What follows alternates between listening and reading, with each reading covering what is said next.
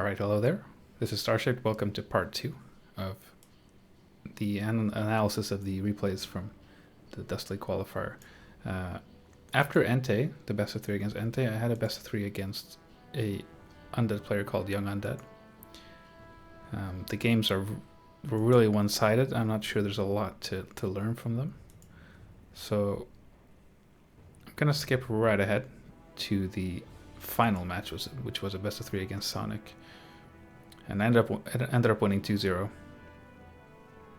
We played on Last Refuge and Amazonia.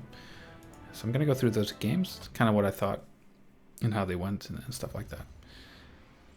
And my decision making. So going into this match, Sonik is like my kryptonite. I've lost to him. I don't think I've ever, until this best of 3, I hadn't beaten him a single time in a competitive best of 3. I've taken maps, I've beat him on ladder, but I've never ever beat him in a cup or a clan war. I looked it up afterwards and I was astonished to see I'm literally 20 losses in a row against him. So my confidence against Sonik is very low. I think he's a very good player. He's really good against my style most of the time. So going into it, I wasn't the most confident. I was kind of already setting myself up for the loser's bracket. Like, I'm going to lose this, I thought, and then I'll try and make it through the loser's bracket to qualify. But I still had my game plan here, Last Refuge, which was speed up a little bit, get the bottom, and go for mass archers. And I'm going to keep this on my perspective, just like last time. Your building is complete. To kind of see what I saw during the game and explain some of the things. So standard scouting, bottom here. Last Refuge, I think, is a really good map for this strategy specifically, because it's a very narrow map, so it's very easy to get good positioning with the archers. And if you have a lot of archers, you can usually dominate the shops. Maybe even get both of them. So you can get War Scroll, you can get Greater Healing, you can get some really good items there. And then you follow it up with a push against your opponent. So that's kind of my game plan, but first I want to see what hero it is. I expect a Demon Hunter. Sonik tends to play Demon. Warriors of the night. And then be that it is a demon. As soon as you see that, I just back off the Wisp. I've confirmed that it's a demon. So what I'm hoping to play against when I open with bottom archers is a demon. That's kind of the downside of... I'll pause real quick here. It's kind of the downside of this opening is it can kind of get blind countered. If I see a keeper right there, then I've pretty much lost the game. At least in my opinion. I feel like Priestess cannot beat keeper. So I'm really banking on the fact that my opponent's going to play a Demon Hunter and he's going to play Standard. And that's what I think Sonic's going to do. So I think this is a good strategy against him on this map. But if I suspect my opponent's going to play like Keeper or something like that, then I won't do this at all. I think it's really hard to beat a Keeper with it. And I'm just doing like a tunable tech, like a standard tech timing here, and trying to get level 2. And I was very thrown off by this. It's very unusual. This is typical Sonik, you know, he's so aggressive. And if you're really aggressive, it kind of doubles his scouting, gives you a lot of information. So it's a pretty comfortable way to play if you're Sonik, like switch to his perspective. This demon is simultaneously harassing and scouting. He sees the tech, he sees, okay, there's a bottom, there's the archers, okay. So it's a lot of info, but it's also very unusual because most people will try to go for these trolls. Get Sense Wards, get illusions, whatever, just focus on creeping. So I'm actually quite glad when I see this, because this means he's not going to get items, he's not getting levels, and the lower level the demon is, the fewer items on him, the better it is for me. If I creep my bottom, that's like a nice bonus, and I try to get level 3, but if we both remain level 1 until tier 2, then that's good for me. I think it's really good for me. So this is just, I think this is great for me. I'm quite happy that he's harassing me here. And what I didn't realize when I was playing, because I didn't scout this, is that he actually went for Hunter's Hole. And he ends up doing this on Amazonia as well. And when I first saw this, I was really confused when I looked at the replay afterwards, because obviously I don't know about this right now. I assume it's just a normal standard archer tech. But what I concluded he must have thought is that once he saw the bottom, he mentally went, okay, it's mass hunts. And his strategy, apparently these days against mass hunts, is to get a Hunter's Hall before tech and get your own Huntress, do like a Huntress tech. So I think this is what he was doing. He saw the bottom, so he wanted to get Huntresses. And then he saw that there's a tech and that there's, you know, several archers. So it's not mass hunts. And then he kind of like doubled back and like transitioned back into just an archer build with this really early Hunter's Hall, which is actually, you know, significantly bad for him.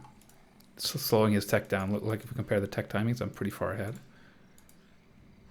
And tech timing is going to matter a lot in this type of game. So if he's getting the Hunter's Hall and then massing archers, that's a big, big waste. He's basically just getting Ultra Vision early out of this. But that's what I concluded it must be, that he thought I was going to mass hunts, and so he wanted to get his own hunts. And then he transitioned out of it when he realized I was massing archers. At this point, I try to get level 2 and then go back and harass. Really good movement by Sonik here, forcing a detonate.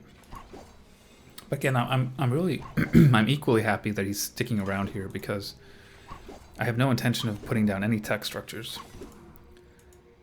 I want to basically get a second Ancient War and then go all in. So I really don't need any wood. I could detonate all these wisps.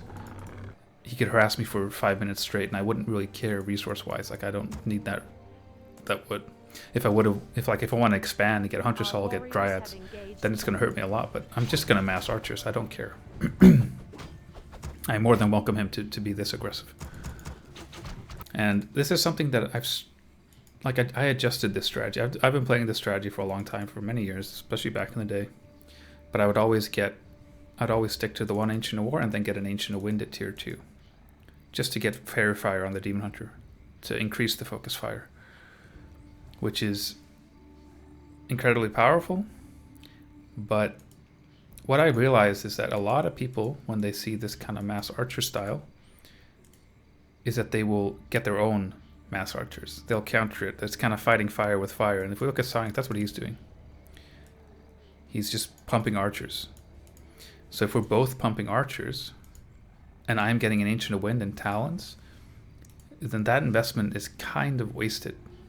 Because the Talons themselves don't do any damage to archers, and they take a lot of extra damage from the piercing. So if it's just like fire against fire, which is what most people seem to do these days. You know, back in the day, it was more like bear rushes. You want to rush Rejuve, Orb. It made a lot more sense to get the quick Talon to just end the game.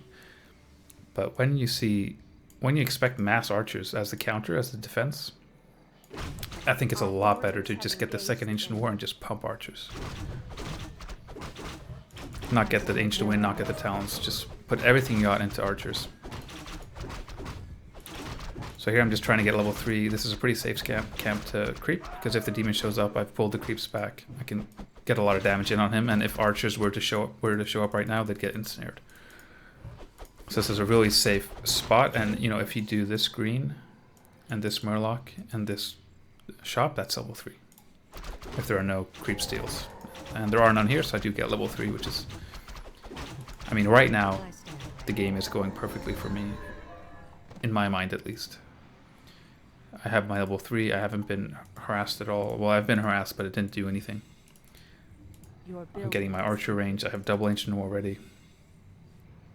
I'm just going to go pick up the Naga and go for the shot. Our warriors have engaged the enemy. I stand checking, because like if there's no interaction right now, and if he hasn't crept this, then there's a heavy implication that he's doing this or already done this. So that's what I'm kind of checking for. Because if he has done this, then he might come from behind and creep check me. Like he might not show up from the front here. And I did get the Great Healing Potion, which is a great item. So that's what I got over here. Because a lot of players, when they see this type of strategy, they will try to buy time by focusing heroes. They'll put everything they got on the Naga, make you TP. But if you just have this and pass it, you can just win the game right there. Because they invested everything into right clicks. So I scout this and see that he hasn't actually crept it, and I'm really confused. And then I remember at this point I was like actively looking down here. I was scouting down here, and I did not react in time. I didn't see that he was coming quick enough. So I start focusing on the Demon Hunter, which I think is the best thing you can do in this type of situation. Just put all the emphasis on the Demon Hunter. Sonik, though, is very, very smart about this. He's not wasting any mana burns.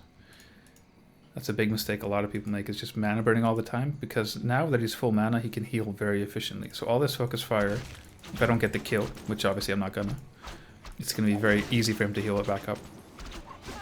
It also turns out that Sonik has a Sentry Ward, which of course I didn't see that. But it means that all the hide micro I try to do is just getting countered. He's killing archer after archer. And I'm getting very overwhelmed here. I lose 4 archers, I believe, and I kill like 1. Our warriors have engaged the enemy. But I force the TP. And I kill 1 archer. But like, if we pause right here, I'm thinking, oh, damn. I threw this away, I lost. It was looking really good. I had everything I needed, everything was in place, but then I just got overwhelmed by this situation and I lost the game.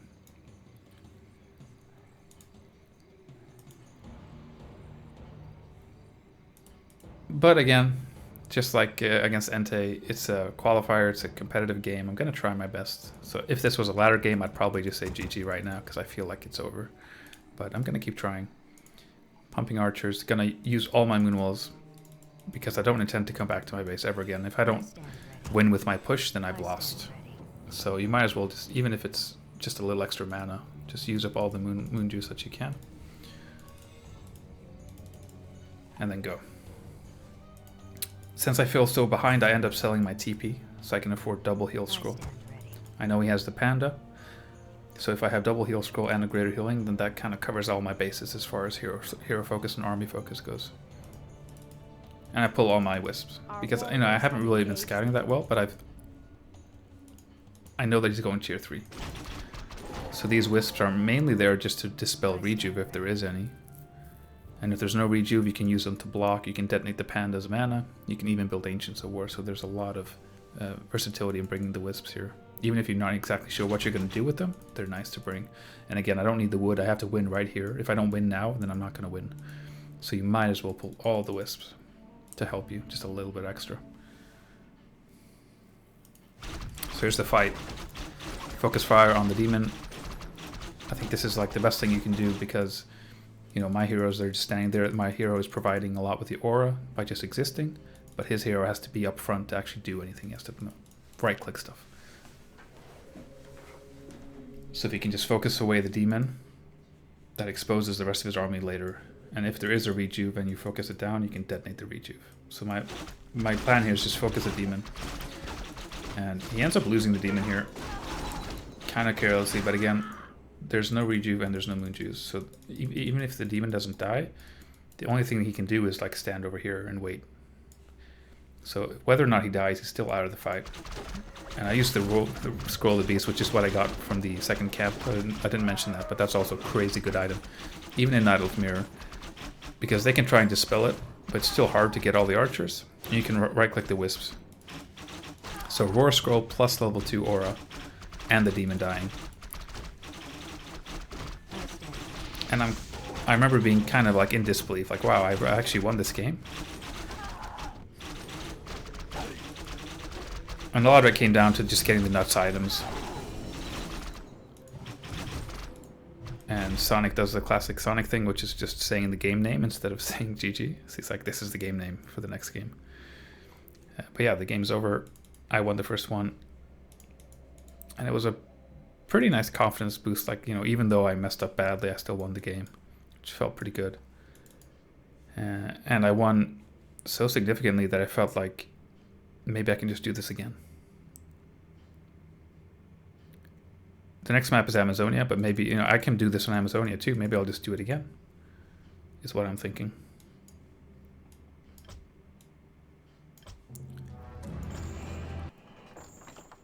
But just before the next game, I actually changed my mind. Let's see if we can find it. There we go. So this was game 1 on Lost Refuge, and then game 2 on Amazonia. So I changed my mind, and I think, well, if I do it again, it might be too obvious. And I'm already 1-0. I'm 1 game up. So I have 2 games to play, potentially. So it's better to throw in something else in game 2 and then go back to the Mass Archer strategy if I want to do that in game 3 instead.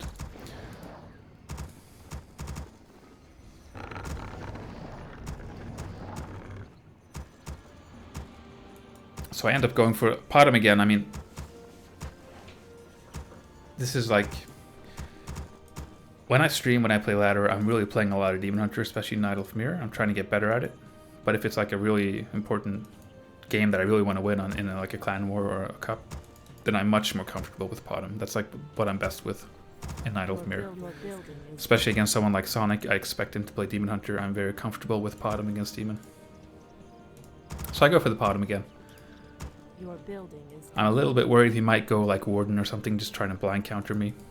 Because that can happen if you play Potom over and over. People can start to go Warden. You know, or like even a Keeper, just to try and counter you.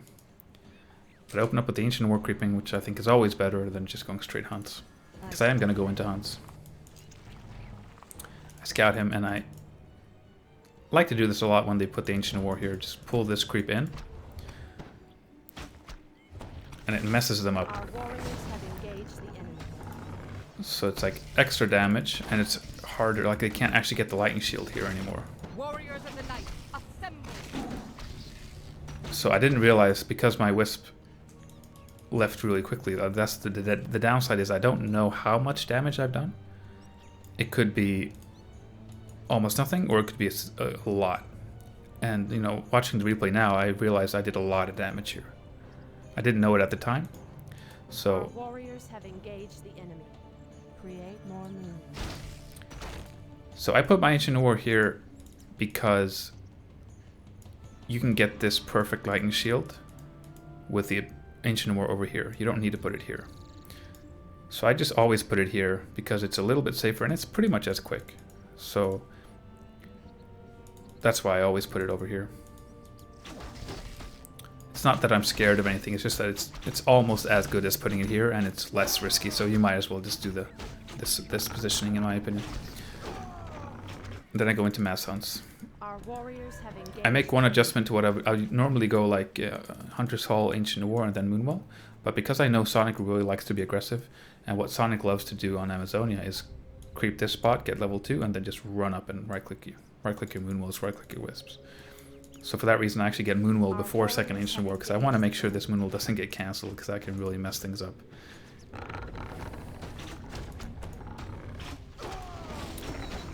So I get the Claws, which is nice, and then the Cloak, which is pretty bad. And now, what I want to end up doing, since he might not rush me, if he does, then I'm pretty safe, because I got that quick Moonwell. But what I want to do now is creepjack him. So if he is trying to do this, for example, or this, I want to show up in the last hit if I can. So I'm sending my Wisp to check the first spot and my Potom to check the other one. And this is where I become very, very confused. Because I see he's not there and he's not here. And I'm like, wait, what? What's going on? Where is he? He should either be in my base or creeping right now. I get really, really confused. So my next step is just to go to his main. I'm like, okay, I guess I'll go to his main. And then I run into the Demon Hunter. That's when I realized, oh, I just did a ton of damage with my Wisp Harass. I messed him up really badly by pulling the creep there, so it took him a long time to creep this. If you don't mess him up, if they do a clean creep, he could have been here almost done with the camp when I showed up. That's why I was so confused. But now I realize, okay, I just really messed him up, and he's just level 2 and has the 2 items. He hasn't done anything, he's just really slow because I messed him up. And that's good for me. But it's also bad because it means I could have done this, you know? I could have sniped this with my Potom, used the Archer to get aggro on the trappers, and then still make it home in time to defend. So it was a bit of a wasted, like, that's the downside. I don't really see how much damage I do, so I can't react to it. But I could have... If I could have reacted to it, I could have definitely crept an extra spot, have an extra item right now. And now he's just being aggressive, typical Sonik, but because I'm going mass hunts, just like the last game, I don't really care. This is the one bad thing that happens. Like, I built this Moonwell intentionally at the lab so that he wouldn't see it, but he actually ends up seeing it. Really well played to sniff that out. I thought maybe he'd run in here and look for Moonwells. So this cancel really hurts. It slows me down. But just like last game, I don't really care. Like if he If he kills a bunch of wisps, I'm tier 1. I'm gonna stay tier 1. I'm massing hunts. I do not care. He's just wasting time in my opinion. So I'm just happy that he's here. He's not creeping, he's not getting items, he's not getting Goddess, experience. light my path. So he's more than welcome to just be annoying. I'm trying to put as much damage on him as I can though, because I want to back off and creep this. So I think that's enough damage that he feels that he has to go home and heal, which should give me enough time to creep this. Speed up a little. Get the nuts here. Demon comes back, and I see huntresses, and I see a huntress here, and I'm like, wait, what's he doing? My first thought is, oh, is he massing hunts? Because I've done that sometimes. I've gone demon mass hunts against Potter mass hunts. It actually can be quite playable, but they seem kind of late. So my second thought is, oh, is he just doing a huntress tech? Research finished. And again, I hadn't watched, like, obviously this game was played right after the last game, so I didn't watch the replay, and I didn't see his build order last game, so I didn't think about him playing hunts. I didn't think that was an option. I was very surprised when I saw the hunts. Our warriors have engaged the enemy.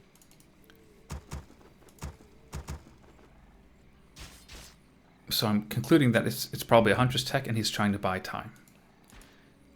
And I'm thinking he's buying time so he can rush bears. Maybe he's buying time for mass air, but mass air doesn't make sense because he's already going for hunts. So I'm still very confused here. He's being so aggressive. But again, I'm very, very calm here. I want to prioritize getting level 3. I don't think he's going to kill this. I'm going to pull all my wisps. Use the moon juice that this moon will has to make sure the wisps don't die. And then go defend it. So I don't actually lose anything here. And at this point, you know, he's pretty damaged.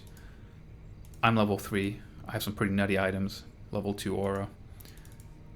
I'm feeling like I'm in a pretty good spot. But I do know that he's obviously teching. He's gonna get moonglaves probably.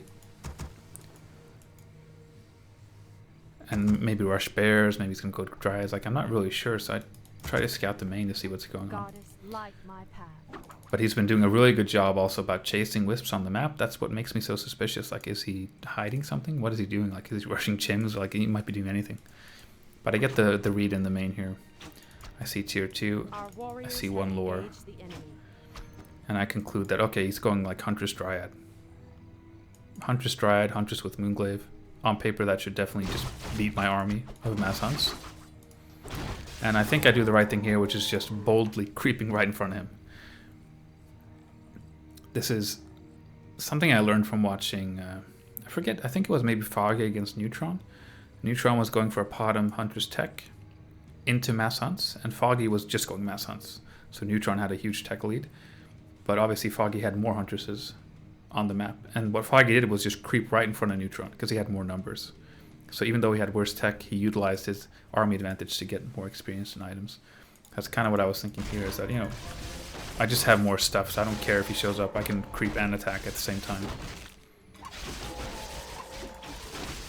And the panda shows up and I get a little nervous. I very luckily get the last hit and the item here from the level 5 creep.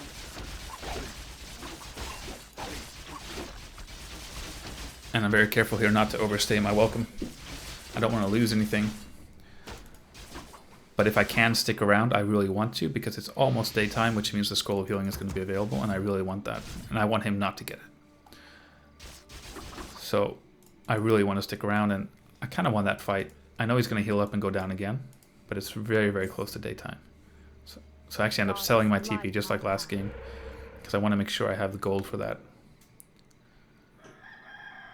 And there we go.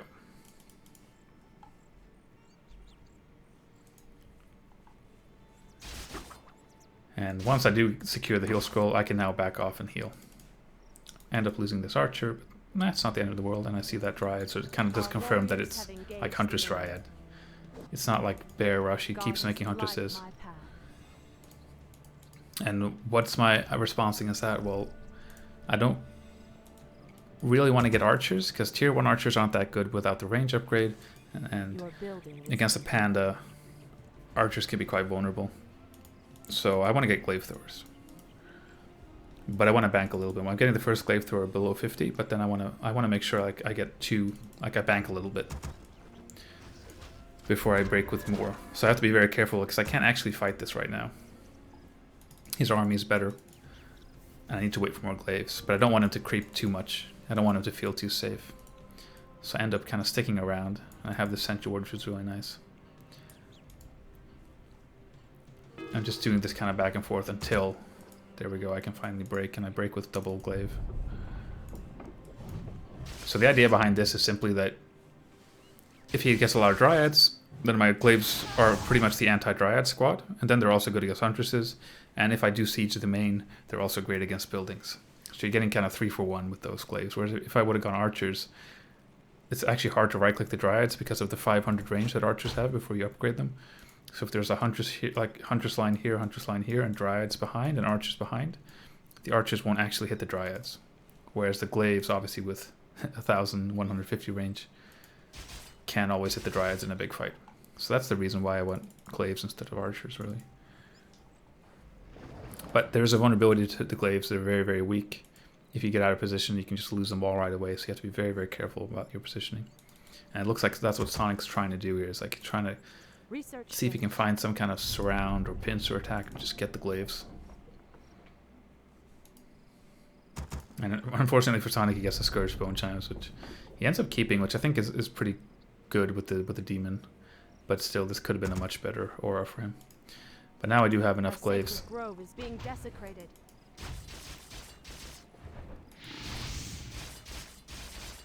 And he ends up running past me. I think he noticed that I sold my TP.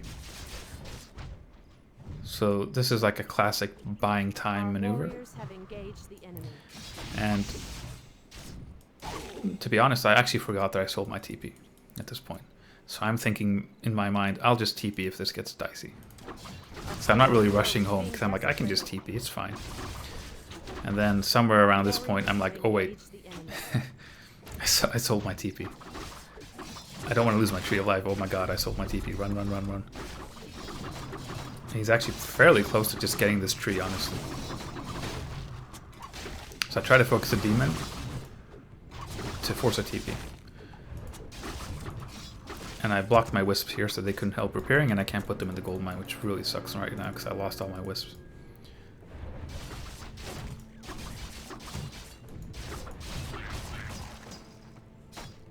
And these creeps getting kind of in the way. And now I just want to go for it because I've been losing a bit of gold here. I have to replace those wisps. I have a hurt Tree of Life. I don't want this game to slip through my fingers. And I figure if he TP'd home and instantly ran here to go attack again, then I'll just go for a base trade. Because I have a lot of glaives, so I should win the base trade no problem. So I'll just go for the base trade then, if he doesn't want to defend. That's my thinking here. So I just want to go end the game pretty much. I still have my heal scroll. Got that level 2 aura, level 2 searing arrows. It's looking, I think, really good. Still no level 2 breath. Level 3 demon though, which is very scary. And he has a pretty cool army. It's like a fairly difficult army to attack right now. And he tries to get the surround here on the glaives. Try to spread my glaives a little bit. I used my heal scroll a little too late, so I lose 2 Huntresses before I use it. But I keep my glaives in good position, I keep them alive, and that's really the significant part here. The demon's doing everything he can, use invul just to kill the glaive. But if I can keep these glaives alive, even if we're trading units, as long as the glaives are alive, I can always threaten these moon walls, and that's really what puts a clock on Sonic right now. Our warriors have engaged the enemy. And now, you know, the demon's half dead, the panda's on his way to losing more and more hit points. And this is what I'm talking about. Like, as soon as the fight's kind of over, I just start right-clicking moon walls. Put such a clock on my opponent's head. Like, they really have to react. They have to do something to stop this.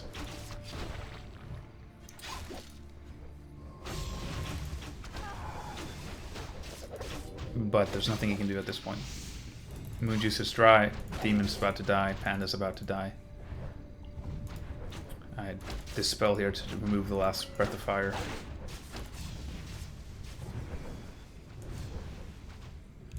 And it's over.